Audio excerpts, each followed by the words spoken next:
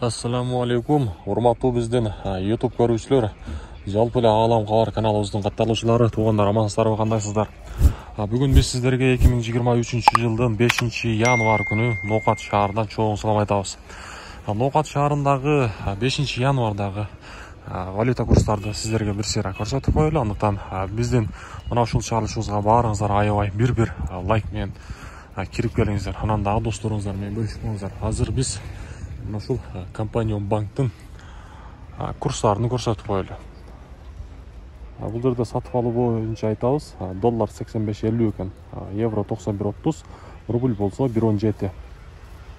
Мына ушундай 1000 рублиңиздер 1170 сом болуп турган кезде. Кийинки банк Доскредо банк. Бул жерде сатып алуу доллар 85.70, евро 91.30, рубль болсо 1.18 экен бул жерде. Бул жака жылсак, коммерциялык Кыргызстан банк болсо доллар 85.70, евро 91.50, рубль болсо 1.18. Бул жерде.